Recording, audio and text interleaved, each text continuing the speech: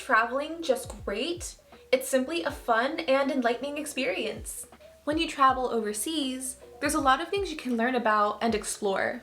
You can try different foods, see iconic landmarks, spend hours standing in lines at the airport. Hollywood has romanticized visiting different places for nearly a century at this point. There's in fact so much media about Americans traveling internationally that you can pretty much write an entire book about all the tropes involved in these type of movies. But it wasn't until the last couple decades there were several notable movies that focused on traveling made with a younger audience in mind. There was a short-lived micro-trend of coming-of-age movies that focused on traveling and delivered a main character type essence. They made traveling seem exciting and glamorous. It's like what Kathy from Dance Mom said, it's all about first-class everything. I would say that this subgenre is pretty specific, so before we start, I'm gonna list out some movies that won't be mentioned in this video. Chasing Liberty won't be included because I don't know her, and it seems like a lot of people don't. I won't be talking about Sisterhood of the Traveling Pants because the storylines were more about forbidden love and other melodramas. Wild Child won't be in here because this isn't a Wanderlust movie. She isn't traveling, she's sent to go overseas. And just because there's a guy with an accent doesn't make it a Wanderlust movie. And Legally Blondes won't be included either because they're moving to a different country, not traveling. We're about to explore some international endeavors, so let's get started. What a Girl Wants stars Amanda Bynes playing a partially rebellious quirky girl, a role that she'd be typecasted in for some time. So in this story, her mom is American and her dad is British. But her dad's uppity family doesn't approve of her mom because she's just too free-spirited and quirky.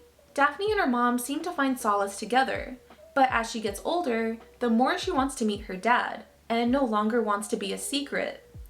Yeah, that plotline is pretty strange. But she soon decides to jet off to London to finally meet her dad. But the biggest lie this movie tells about international travel is that Daphne brings nothing but this tiny backpack, and that's supposed to be all her stuff. It's just not realistic. And her mom has no issue with her daughter flying into a different country out of nowhere. She's not a regular mom, she's a quirky mom. And then we as an audience get to see the glooming and bustling city of London. She apparently just flew in and is living her life checking out Big Ben on a double-decker bus.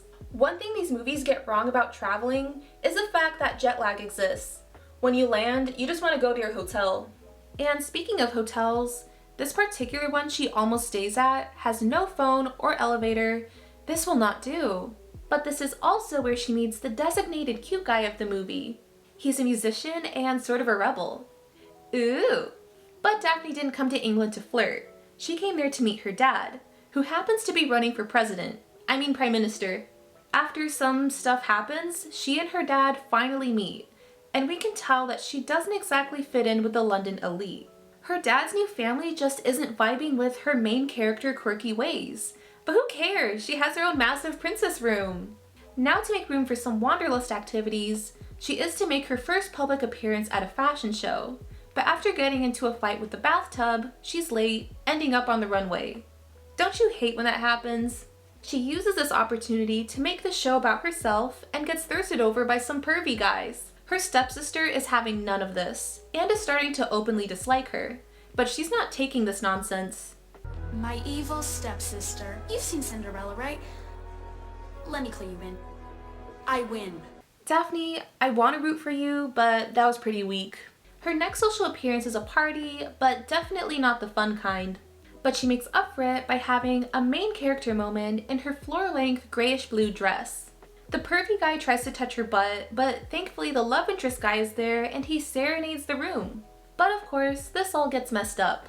In the hopes of saving the boring party, she ends up having a chandelier falling to the floor, which is a shame because she probably would have started swinging on it. And this would be the first time she'd appear in the ruthless British tabloids. Despite all the drama she's causing, we still have a wish fulfillment thing going on. She's still going to fancy events, has all the attention on her, and is kind of becoming a celebrity. In the context of movie land, this is giving us the dream life. We soon get a scene that's very important for these type of movies. Daphne and love interest musician guy goes on a date and explores the city. We see them in what I'm guessing is the South Bank, And when I was there wasn't nearly as much stuff to do like how we see here, but it might have been different in 2003. Later on, we see, let's be real, the best part of the movie. They're on a boat and it's so beautiful. And then he says this. Why are you trying so hard to fit in when you're born to stand out? There's some things that just sticks with you and gives you excuses to act like you're the main character, which you probably shouldn't do in real life. Daphne then goes to another stuffy social gathering, and at this point, we should know exactly what's going to happen. The pervy guy starts bothering Daphne again, and then out of nowhere, he says something about the love interest guy being mixed, and he says something about breeding beforehand. I was shook. Now, I would like to know, what's wrong being mixed, fool? But then he gets thrown into the water because that's what he gets for being trifling. As a result, Daphne and her dad leave the party on a scooter, leaving the paparazzi with plenty of content. They go back to the place that Daphne had her date in, and we find out that he has a bit of hidden quirkiness himself. After all, he and the mom must have hit it off somehow. But at the same time, his ranks in the polls are dropping, seemingly because of his daughter's antics. Daphne is feeling the pressure of fitting in, repressing her birthright to stand out. Her boyfriend even breaks up with her because of this. She's now more well-mannered in society, but is this truly what she wants? And then it culminates in the third act climax, where she wears a long sparkly dress. She sees her now ex-boyfriend, and he asks what happened to the real her. He just liked her better when she was falling off stages, breaking chandeliers, and throwing guys in lakes. But she feels a little bit better because her mom is now there, but the stepmom locks her in a room. Throughout this movie, there's occasional Cinderella references, but the scene is definitely the biggest reference to it. And in the UK, false imprisonment is a federal crime. This lady's going to jail for real. But she's safe by her mom, and they both go home. We subsequently get that part in movies where everyone's just sad. Hot take. These sad part scenes in movies are extremely boring, but it gives you a chance to get another bottle of Calypso. When you come back to the couch, you'll see that Dad gives up the candidacy, explaining that he has changed, or maybe he rediscovers a part of himself that he's been repressing. We see this showcased by him punching some dude in the face. He returns to his original family, and it looks like Daphne and her boyfriend got back together. It's a happily ever after moment! Yay! This movie mostly shows the Westminster part of London. Personally, my favorite part of London would be Oxford Circus because that's where all the theatre is. But this movie makes traveling to London look like a lot of fun, and I'm sure it inspired a lot of people to travel there. Lizzie McGuire was a pretty realistic depiction of middle school. As far as Disney Channel shows go, Lizzie is one of the more normal figures in the Disney canon. She's not a secret pop star or has hidden wizard powers. Instead, she's a normal, everyday girl, which formulates a relaxed slice-of-life sitcom. The movie, on the other hand, is Wattpad levels of fantasy escapism. In order to understand how Wattpad this movie is, we'll start from the beginning. We start with seeing Lizzie bopping to the Tide is High. This scene is an entire mood. The trope of using a thing that isn't a microphone as a microphone is semi-controversial, but it's a vibe, so I'm not complaining. So Lizzie and her class are graduating middle school, and I'm not gonna lie, I was pretty disappointed that Miranda is missing here. Lelaine was missing here because she was busy filming You Wish and was working on her music career. But I guess her absence allows room for a will they, won't they storyline with Lizzie and Gordo, which we'll get more into later. But some stuff happens, so she has to improvise a speech, which ends up with her tripping, and it's a massive deal. Apparently, this random middle school graduation is so important that it's broadcasted on national morning television. But then again, the school has a budget to set up a class trip to Rome, so maybe there's something going on. Before we as an audience starts questioning exactly what is going on, we vicariously arrived in the ancient city of Rome. Upon arrival, Lizzie immediately starts manifesting. The first massive Rome landmark is the Trevi Fountain, where a very important moment happens. Lizzie meets the questionable love interest guy, and later finds out that she looks identical to an Italian pop singer. After meeting this complete stranger, she knows she has to see him the next day. In order to pull this off, Lizzie does the classic playing sick trope, and here is where the aforementioned adventure really begins. Lizzie is riding in a Vespa with a stranger and takes in the city of Rome. In the midst of showing things that shouldn't be replicated, Lizzie has the chance to pretend to be a pop singer. Like I said, this is Wattpad levels. Her first step in the pop star life is award show fittings. We see the iconic dress sequence. The designs here are Met Gala worthy.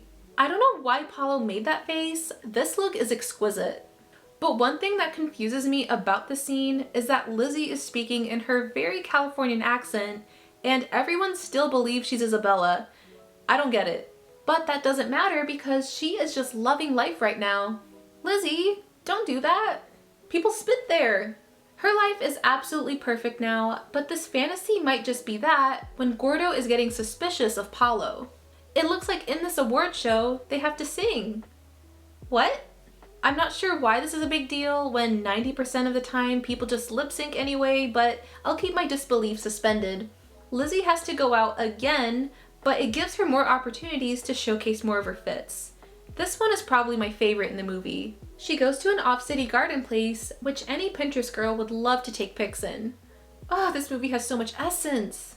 But as Lizzie is getting her wish fulfillment on, it seems like her best friend Gordo is feeling left out.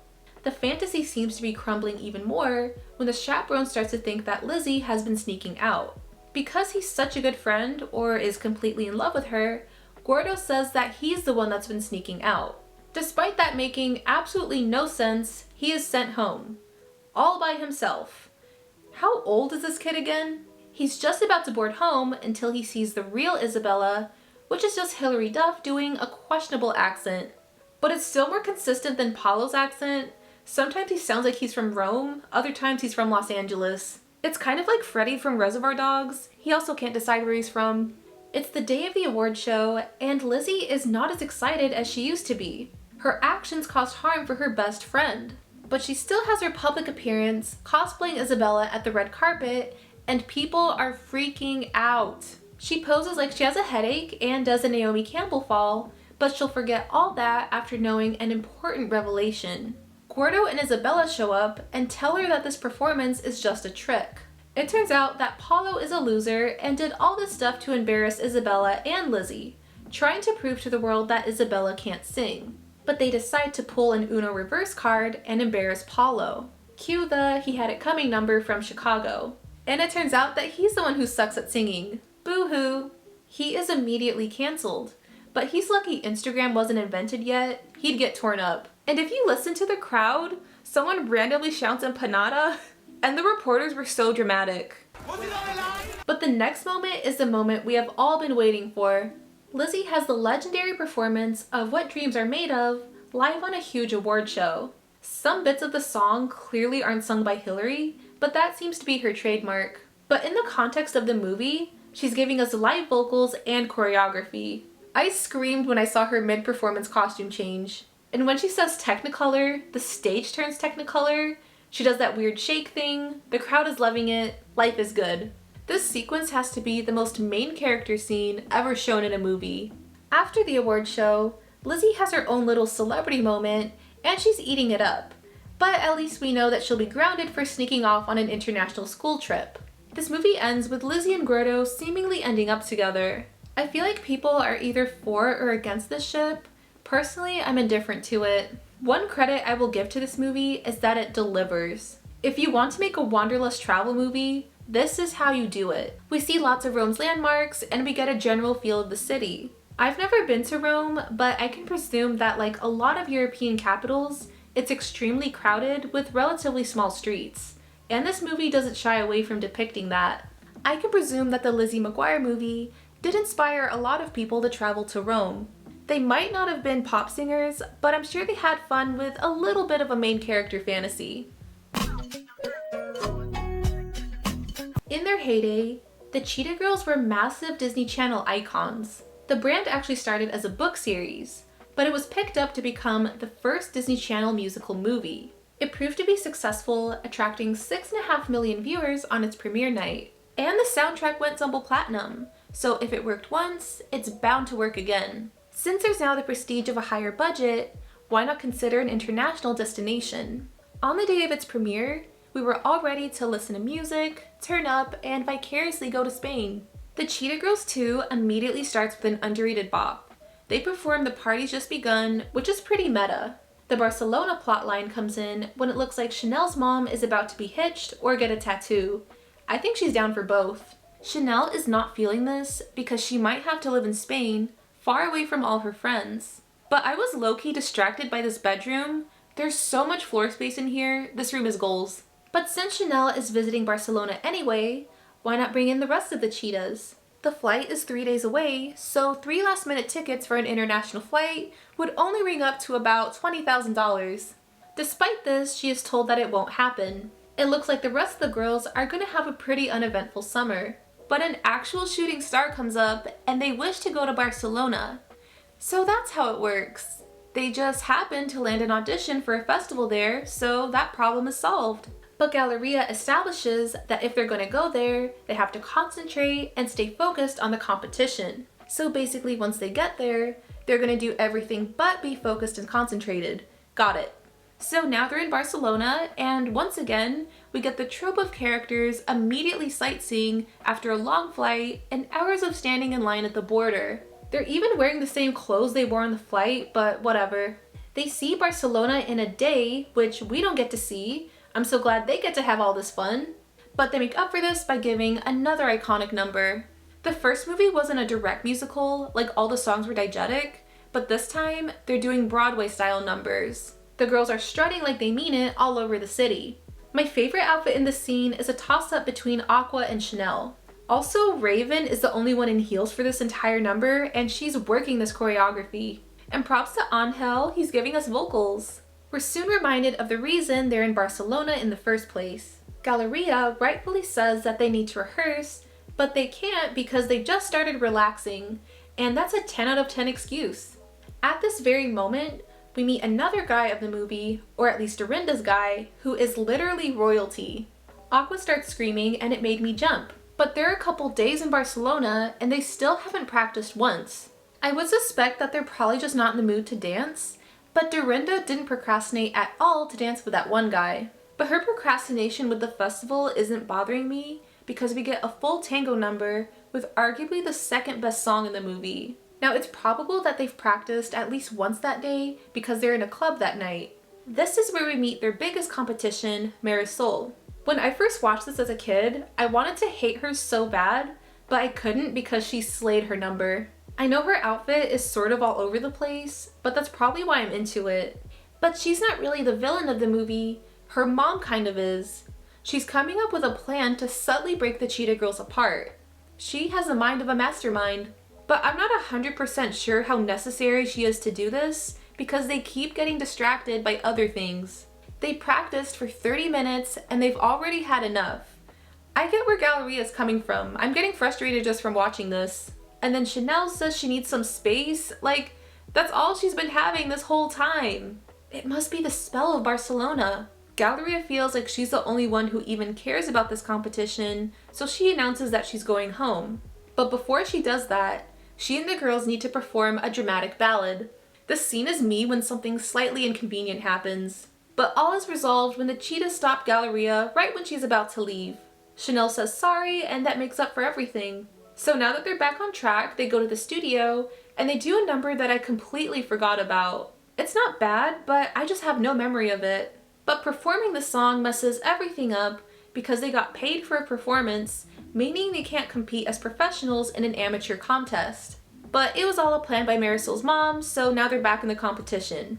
If you've seen this movie, you'll know that this is such a whiplash of emotions. They do the main performance, and OMG, this is so dramatic. Galleria has this monologue about Barcelona as Angel plays the guitar, and Chanel turns up with some vocals, and I'm getting chills. And then the friends of Dorinda's boyfriend starts backing them up. For an amateur contest, we're getting quality. But then the movie just ends. We don't know if they won the competition or who won the competition. When this movie was broadcasted, it was the highest viewed Disney Channel premiere ever, with a total of 8 million viewers. And though I've never been to Barcelona, I don't think the streets are as crowd-free as presented here.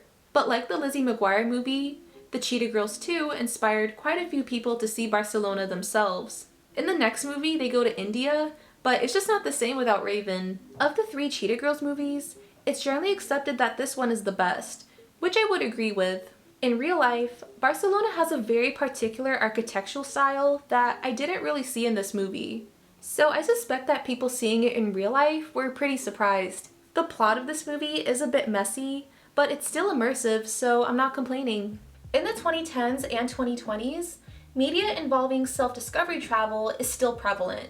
Monte Carlo starred Selena Gomez, and apparently it was just the Lizzie McGuire movie, but the Parisian Monte Carlo remix. And in a time period of the public seemingly preferring superhero and action movies, Crazy Rich Asians was a hugely successful romantic comedy. There was, of course, the sort of controversial Emily in Paris, which provides a Paris fantasy, I guess. And Joyride gave us an international trip gone wrong story. There was that Australia-based rom-com, but from what I've heard, that movie was pretty mid. But essentially, this type of media presents traveling as the ultimate wish fulfillment. Witchcraft's a perfected comfort movie. This was a fun topic to explore, and I hope to see you all in the next one. Bye!